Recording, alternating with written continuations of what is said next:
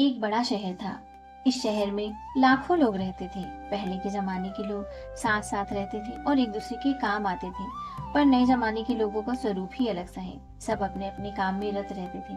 किसी को किसी की परवाह नहीं। घर के सदस्यों को भी एक दूसरे की परवाह नहीं होती। भजन कीर्तन भक्ति भाव दया माया परोपकार जैसे संस्कार कम हो गए हैं। शहर में बुराइयां बढ़ गई थी। शराब जुआ रेस व्यभिचारी चोरी डकैती वगैरह बहुत सी गुनाह शहर में होते थे।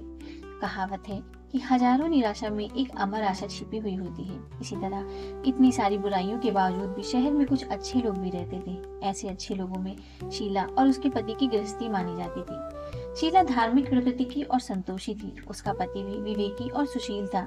शीला और उसका पति ईमानदारी से जीते थे। वे किसी की बुराई नहीं करते थे और प्रभु वचन में अच्छी तरह समय व्यतीत करते थे। उनकी गृहस्थी आदर्श गृहस्थी थी और शहर के लोग उनकी गृहस्थी की सराहना भी करते थे। शीला की गृहस्थी इसी तरह खुशी खुशी चल रही थी।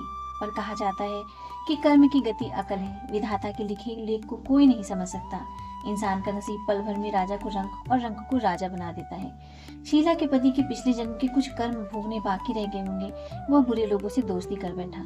वह जल्द से जल्द करोड़पति होने के ख्वाब देखने लगा। इसलिए वह गलत रास्ते पर चला गया और करोड़पति की बजाय रोड़पति बन गया। यानी कि रास्ते पर भटकते भिखारी जैसी उसकी हालत हो गई। शहर में शराब जुआ रेस चरस गांजा वगैरह बंदियां फैली हुई थी। उसमें शीला का पति भी फंस गया। दोस्तों के साथ उसे भी शराब की आदत हो गई। जल्द से जल्द पैसा वाला बनने की लालच में दोस्तों के साथ रेस जुआ भी खेलने लगा। इसी तरह बचाई हुई धनराशि पत्नी के गहने सब कुछ रेस जुए में गवा दिया। इसी तरह एक वक्त ऐसा भी था कि वह सुशील पत्नी शीला के साथ मजे में रहता था और प्रभु भजन में सुख शांति से वक्त व्यतीत करता था। उसकी बजाय घर में दरिद्रता और भूखमरी फैल गई। सुख से खाने की बजाय 2 वक्त भोजन के लाले पड़ गए और शीला को पति की कारियां खाने का वक्त आ गया था। शीला सुशील और संस्कारी स्त्री थी। उसको पति के बर्ताव से बहुत दुख हुआ, किंतु वह भगवान पर भरोसा करके बड़ा दिल रखकर दुख सहने लगी। कहा जाता है कि सुख के पीछे दुख और दुख के पीछे सुख आता ही है, इसलिए दुख के बाद सुख आएगा ऐसी श्रद्धा के साथ शीला प्रभु भक्ति में लीन रहने लगी। इस तरह शीला असह्य दुख सहते सहते प्रभु भक्ति में वक्त बिताने लगी। अचानक एक दिन दोपहर को किसी ने उसके द्वार पर दस्तक दी। शीला सोच में पड़ गई कि मुझ जैसे गरीब के घर इस वक्त कौन आया होगा। फिर भी द्वार पर आए हुए अतिथि का आदर करना चाहिए, ऐसे आर्य धर्म के संस्कार वाली शीला ने खड़े होकर द्वार खोला। देखा तो सामने एक माजी खड़ी थी। वे बड़ी उम्र की लगती थी, किंतु उनके चेहरे पर अलौकिक तेज निखर रहा था। उनकी आंखों में से मानो अमृत बह रहा था। उनका भव्य चेहरा करुणा और प्यार से चलकता था। उनको देखते ही शीला के मन में अपार शांति छा गई। वैसे शीला इन माजी को पहचानती न थी, फिर भी उनको देखकर शीला के रोम रोम में आनंद छा गया।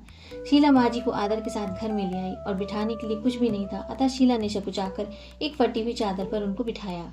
माजी ने कहा, क्यों शीला, मुझे पहचाना नहीं? शीला ने सकुचाकर कहा, माँ, आपको देखते ही बहुत खुशी हो रही है, बहुत शांति हो रही है। ऐसा लगता है कि मैं बहुत दिनों से जिसे ढूंढ रही थी वे आप ही हैं, पर मैं आपको पहचान नहीं सकती। माजी ने हंसकर कहा, क्यों भूल गई? हर शुक्रवार को लक्ष्मी जी के मंदिर में भजन कीर्तन होते हैं, तब मैं भी वहाँ आती हूँ। वहाँ हर शुक्रवार को हम मिलते हैं। पति गलत रास्ते पर चला गया था, तब से शीला बहुत दुखी हो गई थी। दुख की मारी वह लक्ष्मी जी के मंदिर में भी नहीं जाती थी। बाहर के लोगों के साथ नजर मिलाने में भी उसे शर्म लगती थी। उसने याददाश्त पर जोर दिया, पर वह माजी उसे याद नहीं आ रही थी। तभी माजी ने कहा, तो लक्ष्मी जी के मंदिर में कितने मधुर भजन गाती थी, अभी अभी तो दिखाई नहीं दी, इसलिए मुझे हुआ कि तू क्यों नहीं आती, कहीं तू बीमार तो नहीं हो गई। ऐसा सोचकर मैं तुझे मिलने चली आई। माँ जी के अति प्रेम भरे शब्दों से शीला का हृदय पिघल गया। उसकी आंखों में से आंसू बहने लगे। माँ जी के सामने वह बिलख बिलख कर रोने लगी। यह देखकर माँ जी शीला के नजदीक सरकी और उसकी सिसकती पीठ पर प्यार भरा हाथ फेंककर सांत्वना देने लगी। माँ जी ने कहा, बेटी, सुख और दुख तो धूप और छांव जैसी होती है।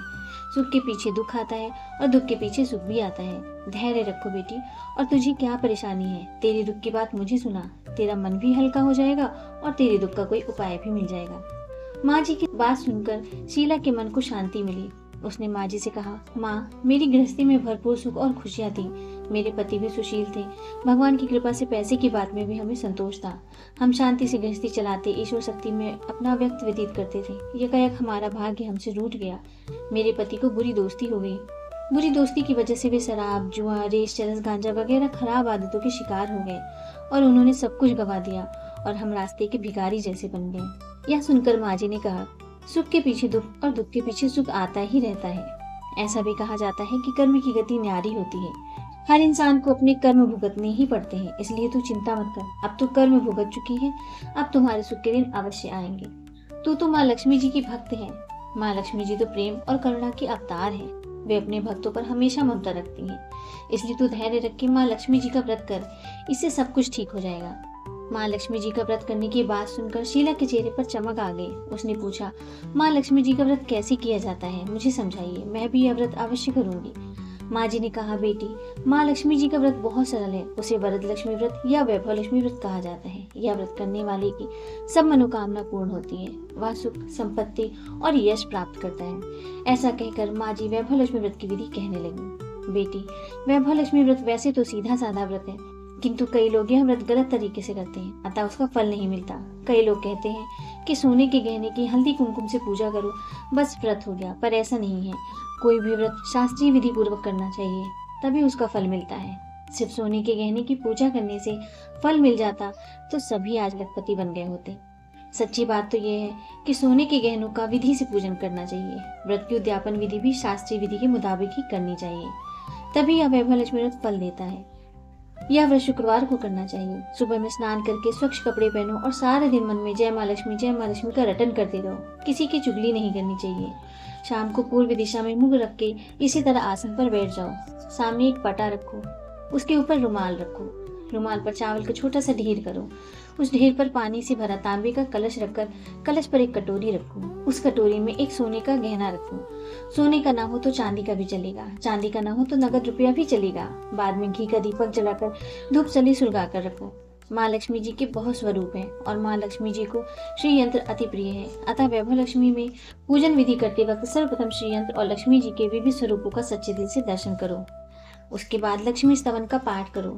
बाद में कटोरी में रखे हुए गहने, रुपए की हल्दी कुमकुम और चावल चढ़ाकर पूजा करो।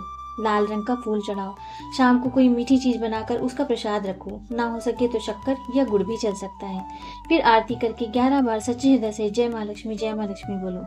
बाद में 11 या 21 शुक्रवार यह व्रत करने का दृढ़ संकल्प माँ के सामने करो और जो मनोकामना हो उसे पूरी करने को माँ लक्ष्मी जी को विनती करो। फिर माँ का प्रसाद बांट दो और थोड़ा प्रसाद अपने लिए रखो। अगर आप में शक्ति हो तो सारा दिन उपवास रखो और सिर्फ प्रसाद खाकर शुक्रवार करो। ना शक्ति हो तो एक बार शाम को प्रसाद ग्रहण करते समय खाना खा लो और थोड़ी भी शक्ति ना हो तो 2 बार भोजन कर सकते हो। बाद में कटोरी में रखा गहना या रुपया ले लो। कलश का पानी तुलसी की क्यारी में डाल दो और चावल पक्षियों को डाल दो। इसी तरह शास्त्रीय विधि के अनुसार व्रत करने से उसका फल अवश्य मिलता है। इस व्रत के प्रभाव से सब प्रकार की विपत्ति दूर होकर आदमी मालामाल हो जाता है। जिसे संतान न हो उसे संतान की प्राप्ति होती है। सौभाग्यवती स्त्री का सौभाग्य अखंड रहता है। कुंवारी लड़की को मनभावन पति मिलता है। शीला यह सुनकर आनंदित हो गई। फिर पूछा, माँ, आपने वैभव लक्ष्मी व्रत की जो शास्त्रीय विधि बताई है वैसे मैं अवश्य करूंगी, किंतु इसकी उद्यापन विधि किस तरह करनी चाहिए यह भी कृपा करके सुनाइए। माँ जी ने कहा, 11 या 21 जो भी मन्नत माने उतने शुक्रवार या वैभव लक्ष्मी व्रत पूरी श्रद्धा और भावना से करना चाहिए। व्रत के आखिरी शुक्रवार को जो शास्त्रीय विधि के अनुसार उद्यापन विधि करनी चाहिए वह मैं तुम्हें बताती हूँ। आखिरी शुक्रवार को खीर या नैवेद्य रखो। पूजन विधि हर शुक्रवार को करती हूँ वैसे ही करनी चाहिए। पूजन विधि के बाद श्रीफल फोड़ो और कम से कम 7 कुंवारी या सौभाग्यशाली स्त्रियों को कुमकुम का तिलक करके साहित्य संगम की वैभव लक्ष्मी व्रत की एक पुस्तक उपहार में देनी चाहिए और सबको खीर का प्रसाद देना चाहिए। फिर धन लक्ष्मी स्वरूप, वैभव लक्ष्मी स्वरूप या माँ लक्ष्मी जी की छवि को प्रणाम करें।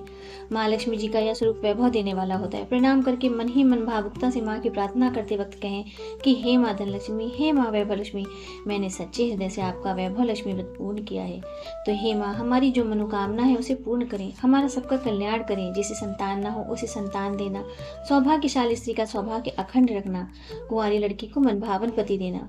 आपका यह चमत्कारी वैभव लक्ष्मी व्रत जो भी करे उनकी सब विपत्ति को दूर करना, सबको सुखी करना। हे माँ, आपकी महिमा अपरंपार है। इस तरह माँ की प्रार्थना करके माँ लक्ष्मी जी के धन लक्ष्मी स्वरूप को भाव से वंदन करो। माँ जी के पास से वैभव लक्ष्मी व्रत की शास्त्रीय विधि सुनकर शीला भाव विभोर हो उठी। उसे लगा मानो सुख का रास्ता मिल गया।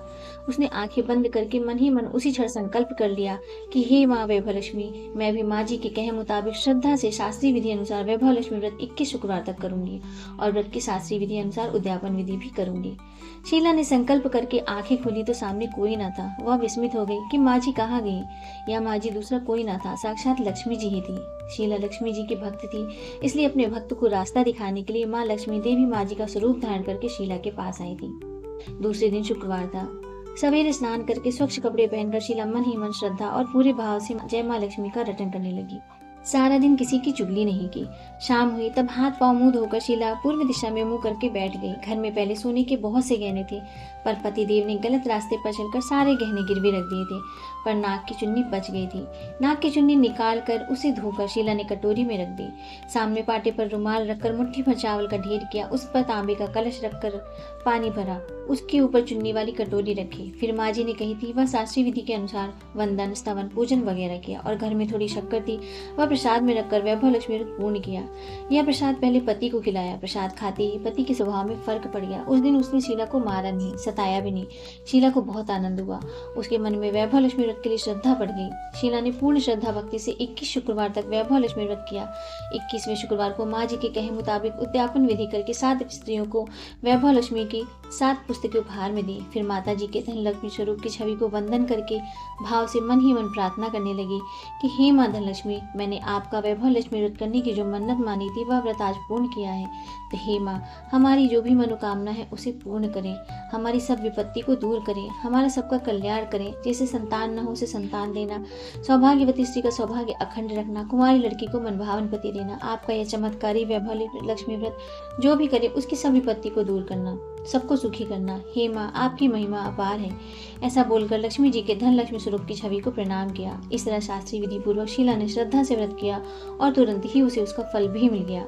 उसका पति गलत रास्ते पर चला गया था, वह अच्छा आदमी हो गया और कड़ी मेहनत करके व्यवसाय करने लगा। माँ लक्ष्मी जी के वैभव लक्ष्मी व्रत के प्रभाव से उसको ज्यादा मुनाफा होने लगा। उसने तुरंत शीला के गिरवी रखे गहने छुड़ा लिए।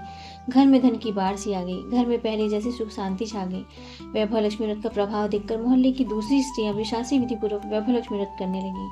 हे माँ धन लक्ष्मी, आप जैसे शीला पर प्रसन्न हुई उसी तरह आपका व्रत करने वाले सब पर प्रसन्न होना, सबको सुख शांति देना। जय धन लक्ष्मी माँ, जय वैभव लक्ष्मी माँ।